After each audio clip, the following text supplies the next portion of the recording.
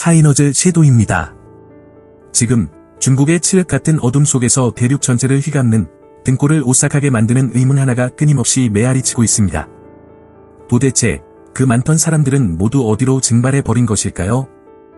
한때 사람들로 붐비던 시골 마을도, 거대한 마천루가 숲을 이룬 대도시도 마치 악령이 휩쓸고 지나간 듯 기괴한 침묵만이 감돌고 있습니다. 그곳엔 오직 무거운 정막만이 흐를 뿐입니다. 지난 수년간 중국 공산당은 14억이라는 압도적인 인구야말로 중국 부상의 핵심 엔진이라며 소위 인구 배당 효과를 오만하게 과시해왔습니다. 그러나 사람의 온기가 사라진 황량한 마을들과 중원절 밤하늘을 붉게 태우며 끝없이 타오르는 저 불길들은 권력의 선전과는 정반대의 잔혹한 실체를 속삭이고 있습니다. 전 세계는 이제 중국이 내세우는 인구 통계조차 거대한 조작극이라고 의심하기 시작했습니다. 인구 조사 자체가 기만이라면 우리는 냉정하게 물어야만 합니다. 가짜 상품과 거짓 약속으로 점철된 이 나라에서 과연 진짜라고 부를 수 있는 것이 단 하나라도 남아있기는 한 것일까요? 중국 공산당 당국은 여전히 인구가 14억 명이라고 강변하고 있습니다. 하지만 본토의 블로거들이 위험을 무릅쓰고 폭로하는 영상들은 전혀 다른 의문을 제기합니다. 어째서 수많은 도시는 마치 생명을 잃은 죽은 도시처럼 느껴지고 시골 마을들은 소름 끼칠 정도로 황무지로 변해버린 것일까요? 공식 발표가 진실이라면 그 14억의 인구는 도대체 어디로 사라진 것입니까? 베이징 당국이 필사적으로 정보를 통제하고 은폐하는 가운데 급증하는 무인 마을은 중국이 직면한 가장 불길하고도 어두운 미스터리가 되었습니다. 현장을 찾은 한 블로거는 눈앞의 참상을 이렇게 직설적으로 고발했습니다. 형제 여러분, 이 광경을 똑똑히 보십시오. 병원, 학교, 은행, 심지어 파출소까지 모든 기반 시설이 멀쩡히 있는데도 마을 전체가 철저하게 버려졌습니다. 완벽하게 비어버렸습니다. 우리가 서 있는 이곳 스밍산, 사이밍션은 이제 지도상의 이름 대신 무인 마을로 불립니다. 사람 그림자조차 찾아볼 수 없습니다. 이토록 거대한 마을에 오직 새 울음소리만 들릴 뿐 사람의 흔적은 완전히 지워졌습니다.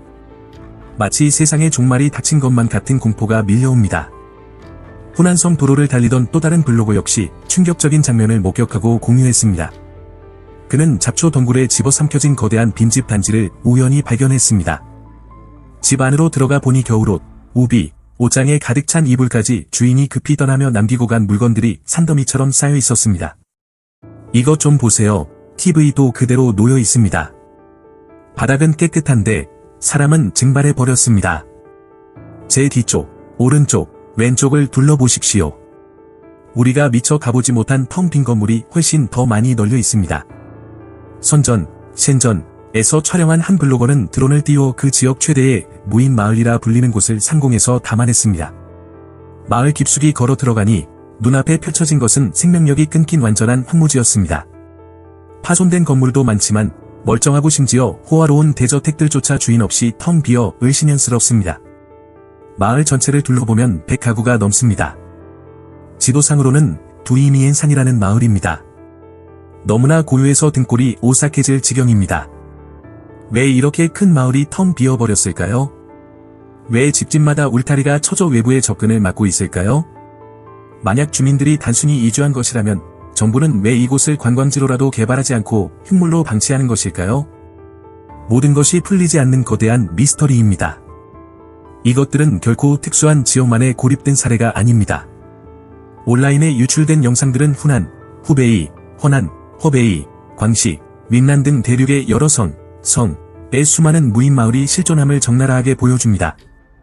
관측통들은 한결같이 입을 모아 지적합니다. 도시든 시골이든 인구가 급격하고 부자연스러울 정도로 줄어든 것처럼 보인다라고 말입니다. 푸젠성에 거주하는 왕씨는 자신이 사는 도시의 인구가 예전보다 확실히 그리고 눈에 띄게 격감했다고 증언했습니다. 공장, 상점, 식당, 시장이 거의 비어 을씨년스럽습니다. 일부 분석과 추정치는 그 감소 규모가 상상을 초월함을 시사합니다. 일론 머스크의 AI 모델인 그락3는 준공의 공식 데이터를 역추적하여 팬데믹 3년 동안 중국인 1억 5천만 명에서 2억 명이 사라졌을 가능성을 내다봤습니다. 대만 국방안보연구원의 궁시성 부연구위원은 이러한 급격한 감소세는 자연적인 인구 감소만으로는 도저히 설명할 수 없는 현상이라고 주장했습니다. 설령 14억 인구에서 1억이 줄었다 해도 단일 도시 인구보다 적습니다. 그런데 어떻게 거리의 사람 절반 이상이 갑자기 사라진 것처럼 보일 수 있습니까? 이것은 비율이 맞지 않습니다. 그는 팬데믹이 이 비극적인 참극에 결정적인 역할을 했을 것이라고 덧붙였습니다. 이러한 추측에 기름을 붓는 것은 한 틱토커의 충격적인 내부 폭로입니다. 그는 경찰 내부 소식통을 인용해 중국의 실제 인구가 약 7억 6천만 명에 불과하다고 밝혔습니다. 또 다른 사용자는 공안부 자료를 인용한 메시지 내역을 공유했는데 신분증을 가진 시민이 7억 7천만 명을 조금 넘는다고 보고했습니다. 같은 부처는 국가 호적 시스템에 등록된 신생아가 890만 명에 불과하다고 인정했는데 이는 국가통계국이 공식 발표한 수치보다 무려 170만 명이나 축소된 수치입니다. 만약 이것이 사실이라면 이는 인구 데이터에 대한 인류 역사상 가장 대규모의 조작이 있었음을 가리킵니다. 소금 소비 데이터를 분석한 일본 연구원들 또한 중국의 실제 인구를 약 8억 명으로 추산하며 이 의혹에 강력한 힘을 실었습니다. 주민들 스스로도 이런 의심에 동조하며 깊은 공포에 떨고 있습니다. 안후이성 주민들은 기자들에게 팬데믹 발발 이후 상상할 수 없을 만큼 많은 사람이 죽었다며 도시와 농촌 인구 모두가 급감했다고 증언했습니다. 한 주민은 절규하듯 토로했습니다. 본토에는 이제 사람이 거의 남아있지 않습니다. 매일같이 사람이 죽어나가고 상황이 매우 심각합니다. 실제 인구는 결코 14억이 될 수 없습니다. 2020년에 시작되어 현재까지 이어지는 팬데믹의 실체는 여전히 짙은 어둠 속에 가려져 있습니다. 중공은 화장 데이터 발표조차 중단해 실제 사망자 수를 영원한 미궁 속으로 빠뜨렸습니다. 사망한 많은 고리 관리조차 보도되지 않거나 몇 달 뒤에야 부고가 알려져 죽었는데 아무도 모른다는 섬뜩한 속설을 사실로 확인시켜 주었습니다. 지방 당국은 책임을 회피하고자 필사적으로 발병의 심각성을 은폐하고 있습니다. 그러나 온라인 증언들은 여러 성에서 대규모 감염과 원인 모를 돌연사가 계속되고 있다고 묘사합니다. 분명한 사실은 중국 부상을 뒷받침했던 인구학적 이점, 즉 중공이 한때 자랑했던 인구 배당 효과가 허공으로 증발하고 있다는 점입니다. 당은 위기의 규모를 인정하지 않으려 할지 모르지만 붕괴의 징후는 어디에나 널려 있습니다. 텅 빈 쇼핑몰, 한산한 거리, 자취를 감춘 사람들, 그리고 버려진 유령 마을들. 이 유령 같은 이미지들은 하나의 부인할 수 없는 결론으로 귀결됩니다. 중국의 인구 위기는 더 이상 먼 미래의 예측이 아닙니다. 이미 우리 눈앞에 닥쳐온 피할 수 없는 지옥 같은 현실입니다. 중국의 막대한 사망자 수를 가리키는 증거는 더 있습니다. 2025년 9월 5일, 음력 7월 14일이자 중국에서 흔히 귀신축제 또는 중원절로 불리는 날, 중국 전역의 거리는 화려한 네온사인이 아니라 수많은 종이돈, 지전을 태우는 음산한 붉은 불빛으로 뒤덮였습니다. 중국 가정들은 조상을 기리기 위해 곡물을 태웠지만 올해의 풍경은 확연히 달랐습니다. 지전을 태우는 의식의 숫자가 예년을 훨씬 초과해 사회 전반의 극심한 불안감을 자아냈습니다. 왜 이렇게 많은 사람이 애도하고 있는 걸까요?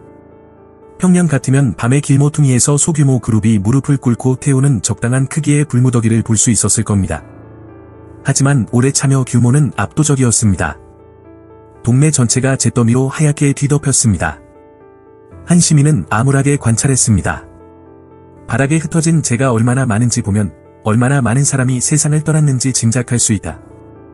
이러한 급증은 불안한 인구 통계 징후와 정확히 일치합니다. 지난 1년 동안 중국 인구는 급격히 감소한 것으로 보이며 시골 마을과 대도시 모두 주민들이 증발한 듯 으스스하고 인적이 드문 광경을 연출하고 있습니다. 독립적인 보고서들은 팬데믹이 수천 명이나 수백만 명이 아니라 잠재적으로 수억 명의 목숨을 앗아갔을 수 있다고 시사합니다. 공식적으로 베이징은 여전히 인구가 14억이라고 주장합니다. 그러나 실제로는 새로운 질병이 본토를 계속 휩쓸면서 그 숫자가 거의 절반으로 줄었을지도 모른다고 관측통들은 우려합니다. 평범한 시민들의 증언은 위기의 깊이를 더해줍니다.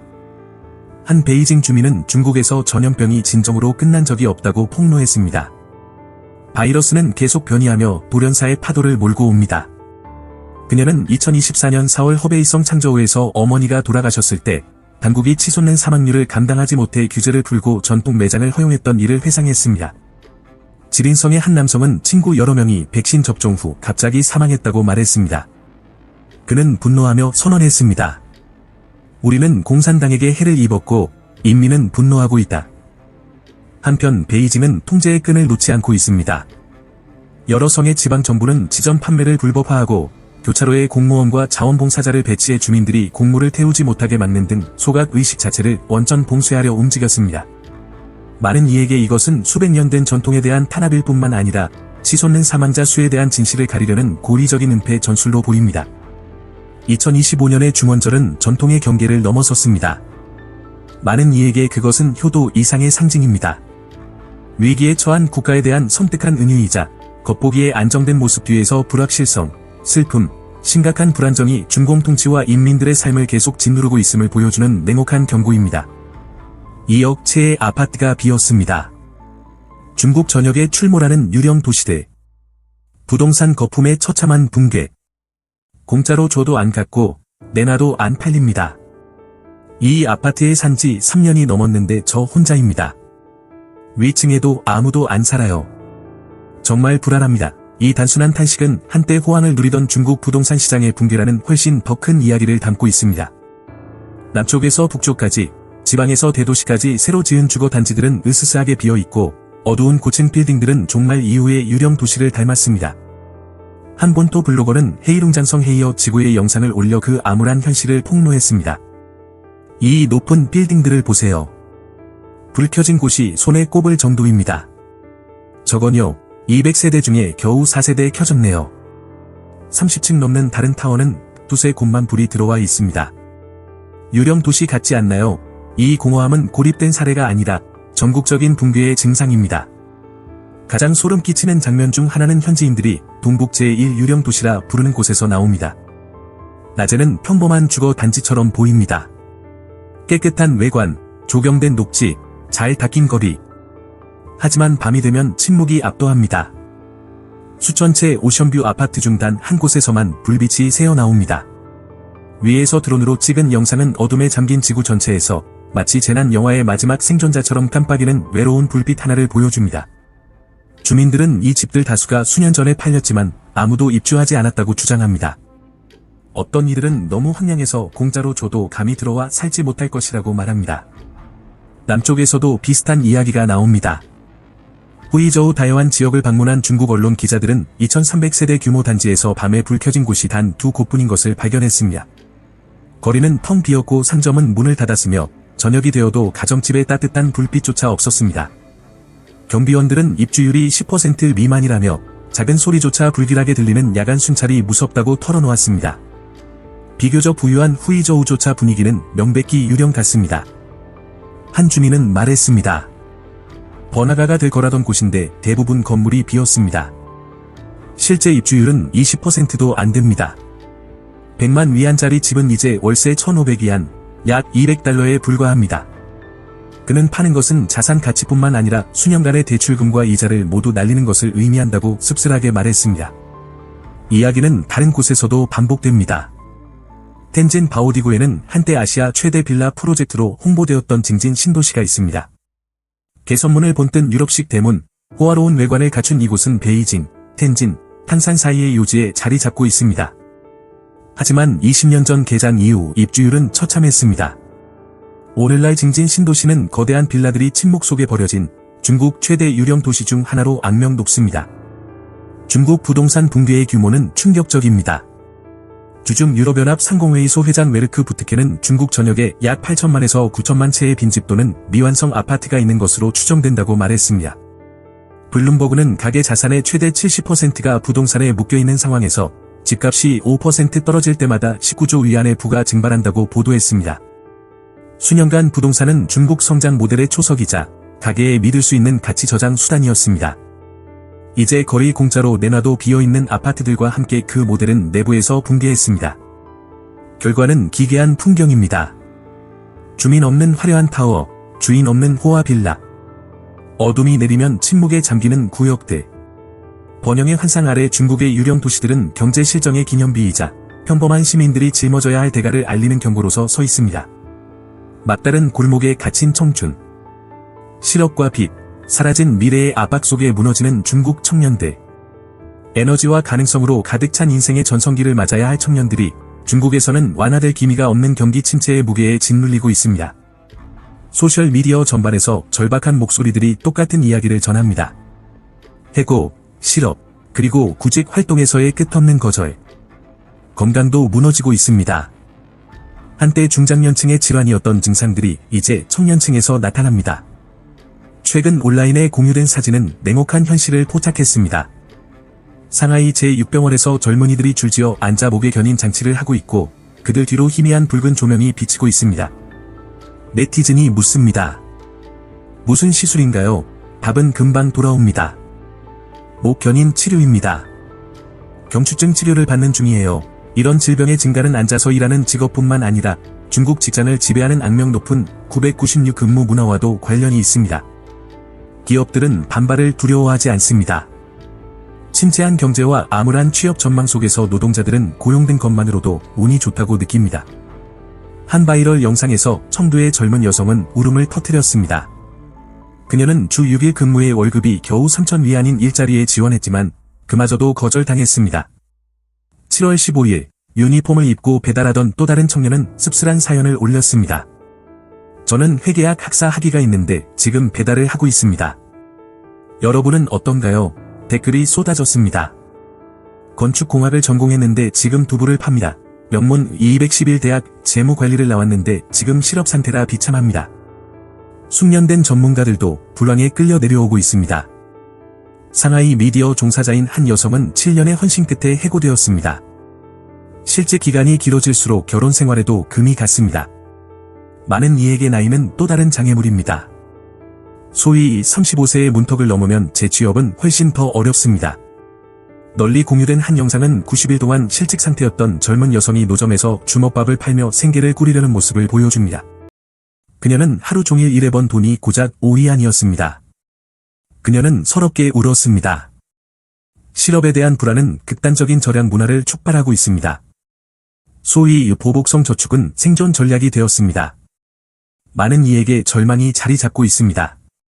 점점 더 많은 사람이 연애, 결혼, 내 집 마련, 출산을 포기한 사불, 네 가지가 없는 청년을 자처합니다. 한 영상에서 텐진의 젊은 남성은 설명했습니다. 연애는 비용이 너무 많이 듭니다. 경쟁은 잔혹합니다. 제가 줄 수 있는 가장 큰 부성에는 아이를 이 세상에 낳지 않는 것입니다. 오늘날 중국에서 결혼과 아이는 기쁨의 원천이라기보다 짐처럼 느껴집니다. 선전에 사는 36세 미혼 남성 가오 씨는 직설적으로 말했습니다. 젊은이들이 이렇게 살고 싶어서 사는 게 아닙니다. 개인의 선택이 아니라 환경이 강요하는 겁니다. 사람들이 갑자기 나빠진 게 아닙니다. 사회가 결과만 맞으면 과정은 아무도 신경 쓰지 않는다고 가르쳤기 때문입니다. 위에서는 성과를 조작하고 아래에서는 살아남기 위해 규칙을 깨고 편법을 찾습니다. 시간이 지나면서 규칙을 지키는 사람만 바보가 됩니다. 경제가 차가워질수록 사람들의 마음도 함께 얼어붙고 있습니다. 차이너즈 시도였습니다.